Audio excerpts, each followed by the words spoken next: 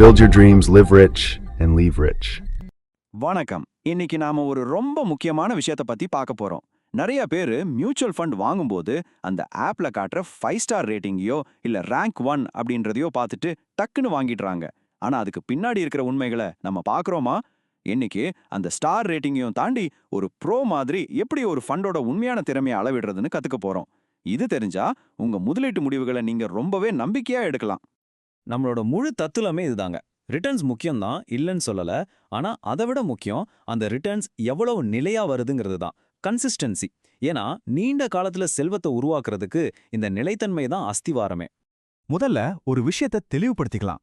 Live rich அப்படின்னா ஆடம்பரமா வாழ்றதுன்னு அர்த்தம் இல்ல. பணத்தை பத்தின கவலைகள் இல்லாம மன நிம்மதியோட அமைதியா வாழ்றது தான் உண்மையான லிவ் ரிச். இப்போ ஒரு முக்கியமான விஷயம், இங்க நான் பகிரப் போற தகவல்கள் எல்லாமே உங்க அறிவிற்காக மட்டும்தான். உங்களுடைய தனிப்பட்ட நிதிச்சூழலுக்கு ஏத்த மாதிரி ஒரு நல்ல திட்டத்தை உருவாக்க கண்டிப்பா ஒரு செபில பதிவு செஞ்ச நிதி ஆலோசகரை அணுகுங்க. உங்க மனசாட்சியை தொட்டு நீங்களே இந்த கேள்வியை கேட்டுக்கோங்க. நாம ஒரு ஃபண்டை வாங்கும்போது ரேங்க் 1ல இருக்கு இல்ல 5 ஸ்டார் ரேட்டிங் இருக்குன்னு உடனே வாங்கிடுறோமா? இது நம்மள பலரும் செய்யற ஒரு பொதுவான பழக்கம். ஆனா இது சரியான வழியா? வாங்க பார்க்கலாம். சரி, அந்த மாதிரி வாங்குறதுல என்ன தப்பு? இதுக்கு பேர் தான் ரீசன்சி பயாஸ். அதாவது போன வருஷம் ஒரு ஃபண்டு நல்லா பெர்ஃபார்ம் பண்ணுச்சுன்னா அடுத்த வருஷமும் அப்படியே பண்ணும்னு நாமளா கற்பனை பண்ணிக்கிறது. இது ரொம்ப ரொம்ப ஆபத்தான ஒரு பொறி. யோசிச்சு பாருங்க, கார் ஓட்டும்போது முன்னாடி பார்க்காம வெறும் ரியர் வியூ மிரரை மட்டுமே பார்த்து ஓட்டுனா என்னாகும்? விபத்து தானே. முதலீடும் அப்படிதான். கடந்த கால செயல்திறன் எதிர்கால வருமானத்துக்கு ஒருபோதும் உத்தரவாதம் கிடையாது. சரி, அப்போ இன்னைக்கு நம்மளோட பயணம் எப்படி இருக்க போகுதுன்னு ஒரு சின்ன அவுட்லைன். முதல்ல ஒரு சுவாரஸ்யமான கிரிக்கெட் உதாரணம், அப்புறம் ஒரு ஃபண்டை தேர்ந்தெடுக்க தேவையான 5 முக்கியமான அளவீடுகள் கொண்ட ஒரு டேஷ்போர்ட், அதுக்கப்புறம் 2 முதலீட்டாளர்களோட கதைகள் மூலியமா இத நடைமுறையில புரிஞ்சுக்கலாம். கடைசியா உங்க போர்ட்ஃபோலியோவை நீங்களே எப்படி செக் பண்றது, இதுக்கு என்ன மாதிரியான மனநிலை தேவைன்னு பார்க்க போறோம். வாங்க விஷயத்தை இன்னும் ஈஸியா புரிஞ்சுக்க நம்ம எல்லாருக்கும் பிடிச்ச கிரிக்கெட் உதாரணத்துக்கு போவோம். இப்போ இந்த ஸ்கிரீனை நல்லா பாருங்க. இங்க 2 வீரர்கள் இருக்காங்க. பிளேயர் ஏ பவுண்டரி லைனுக்கு வெளியே பந்து அடிக்கிறாரு.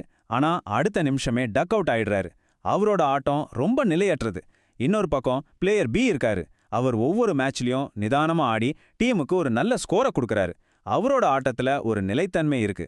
நீங்களே சொல்லுங்க, ஒரு முக்கியமான மேட்ச்ல உங்க டீமுக்கு இந்த 2 பேர்ல யார் வேணும்? கண்டிப்பா பிளேயர் பி மாதிரி நிலைத்தன்மையா ஆடுறவர் தானே. இதுல இருந்து நம்ம கத்துக்க வேண்டிய பாடம் ரொம்ப சிம்பிள். முதலீடும் ஒரு நீண்ட கால ஆட்டம் தான். எப்பவாவது ஒரு தடவை பெரிய லாபம் கொடுத்துட்டு அப்புறம் பெரிய நஷ்டத்தை கொடுக்குற ஃபண்டை விட எல்லா சந்தை சூழல்லையும் களத்துல நின்னு சீரான வருமானத்தை கொடுக்குற ஃபண்டு தான் நமக்கு உண்மையான செல்வத்தை உருவாக்கும். சரி, கிரிக்கெட்ல கன்சிஸ்டன்சி முக்கியம்னு புரிஞ்சிருச்சு. ஆனா முதலீட்டுல அந்த நிலையான வீரரை, அதாவது அந்த சூப்பரான ஃபண்டை எப்படி கண்டுபிடிக்கிறது? அதுக்கு தாங்க இந்த 5 அளவீட்டு டேஷ்போர்டு. ஒரு காரை ஓட்டும்போது ஸ்பீடோமீட்டர், ஃபியூவல் மீட்டர் எல்லாம் எவ்வளோ முக்கியமோ அந்த மாதிரி நம்ம முதலீட்டு பயணத்துக்கு இந்த அளவீடுகள் ரொம்ப ரொம்ப அவசியம். முதல் விஷயம் பெஞ்ச்மார்க்.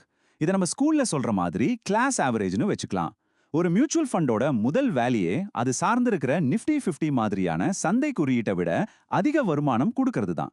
சிம்பிளா சொன்னோம்னா, நிஃப்டி 12% ரிட்டர்ன் கொடுத்திருந்தா உங்க ஃபண்ட் அதை விட அதிகமா கொடுத்திருக்கணும். அப்படி கொடுக்கலைனா அந்த ஃபண்ட் ஃபெயில்னு தான் அர்த்தம். அடுத்தது ஆல்ஃபா பீட்டா.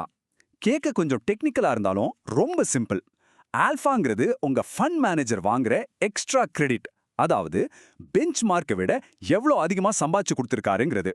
பீட்டாங்கிறது அந்த ஃபண்டோட குறும்புத்தனம். சந்தை 10% இறங்கும்போது உங்க ஃபண்ட் 15% இறங்குச்சுன்னா அதோட பீட்டா அதிகம். நமக்கு தேவை அதிக ஆல்ஃபா, குறைஞ்ச பீட்டா. இதுதான் சூப்பர் ஃபண்டோட ஃபார்முலா. இப்போ நாம பார்க்க போறது ரொம்ப ரொம்ப முக்கியமான ஒரு மெட்ரிக். இதுக்கு பேரு உண்மை கண்டறியும் சோதனைன்னு கூட சொல்லலாம். நிறைய பேர் ஒரு வருஷ ரிட்டர்னை மட்டும் பார்த்து ஏமாந்துடுறாங்க. ஆனா இந்த ரோலிங் ரிட்டர்ன்ஸ் ஒரு ஃபண்ட் கடந்த காலத்துல ஒவ்வொரு 3 வருஷ காலத்திலையும் எப்படி செயல்பட்டிருக்குன்னு காட்டும். இதன் மூலமா அந்த ஃபண்ட் ஒரே ஒரு வருஷம் அதிர்ஷ்டத்துல ஜெயிச்சுதா இல்ல எல்லா காலகட்டத்திலையும் சீரா செயல்படுதான்னு தெளிவா தெரிஞ்சுக்கலாம். கடைசியா ஆனா ரொம்ப முக்கியமான ஒரு விஷயம், செலவு விகிதம். அதாவது அந்த ஃபண்டை நிர்வகிக்கிறதுக்காக நீங்க கொடுக்கிற வருடாந்திர கட்டணம். இது உங்க லாபத்திலிருந்து குறைக்கப்படும். அதனால இந்த கட்டணம் எவ்வளோ கம்மியா இருக்கோ அவ்வளோ உங்களுக்கு நல்லது. ஒரு ரூல் மாதிரி வச்சுக்கோங்க, எப்பவுமே டைரக்ட் பிளான்ல தான் இன்வெஸ்ட் பண்ணணும். அப்போதான் நடுவில் இருக்கிற கமிஷனை தவிர்த்து செலவை நல்லாவே குறைக்க முடியும். சரி, இப்போ நம்ம கத்துக்கிட்ட இந்த டேஷ்போர்டை 2 வித்தியாசமான முதலீட்டாளர்களோட கதை மூலமா இன்னும் நல்லா புரிஞ்சுக்கலாம். ஒருத்தர் நட்சத்திரத்தை துரத்துறார், இன்னொருத்தர் ஸ்மார்ட்டா யோசிக்கிறார். ஒரு பக்கம் அமூல்யா போன வருஷம் ஒரு ஸ்மால் கேப் ஃபண்ட் 80% ரிட்டர்ன் கொடுத்ததை மட்டும் பார்த்துட்டு அதுல போய் முதலீடு பண்றாங்க. அதோட பீட்டா ரொம்ப அதிகம், அதாவது ரொம்ப ரிஸ்க்னு தெரிஞ்சும் அதை கண்டுக்கல. விளைவு, அடுத்த வருஷம் மார்க்கெட் சரியும் போது அவங்க ஃபண்ட் அதை விட வேகமா சரியுது. பயந்து போய் நஷ்டத்துல வித்துடுறாங்க. இன்னொரு பக்கம் அபய், அவர் ஒரு ஃப்ளெக்ஸி கேப் ஃபண்டை தேர்ந்தெடுக்கிறார். அது ஒருபோதும் ரேங்க் 1ல வந்ததில்ல, ஆனா ரோலிங் ரிட்டர்ன்ஸ் படி கடந்த பல வருஷமா சீரா டாப் 10க்குள்ள இருக்கு. அதோட பீட்டாவும் கம்மி. அதனால மார்க்கெட் சரியும் போது அவரோட ஃபண்ட் ரொம்ப கம்மியா தான் சரியுது. அவர் நிம்மதியா இருக்கார். நீங்களே சொல்லுங்க, இதுல யாருடைய வழி சரி? இப்போ தியரி எல்லாம் போதும், வாங்க செயல்ல இறங்கலாம். உங்க போர்ட்ஃபோலியோவுக்கு நீங்களே ஒரு ஹெல்த் செக் பண்றது எப்படின்னு ஒரு சிம்பிளான வழிமுறையா பார்க்கலாம்.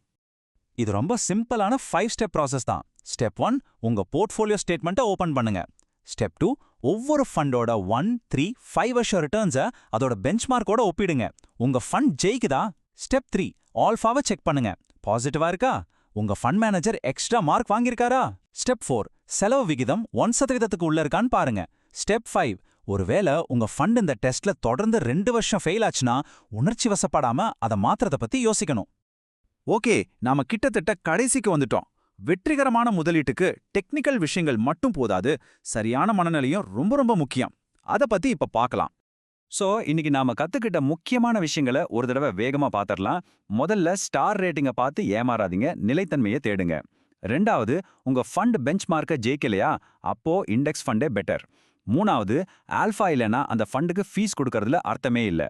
4வது, ஒரு ஃபண்டோட உண்மையான குணம் மார்க்கெட் சரியும் போது தான் தெரியும், அதை ரோலிங் ரிட்டர்ன்ஸ் காட்டிடும். கடைசியா ரொம்ப முக்கியமா, தினமும் உங்க போர்ட்ஃபோலியோவை பார்த்து பதட்டப்படாதீங்க. வருஷத்துக்கு ஒரு தடவை நிதானமா ரிவ்யூ பண்ணுங்க, போதும்.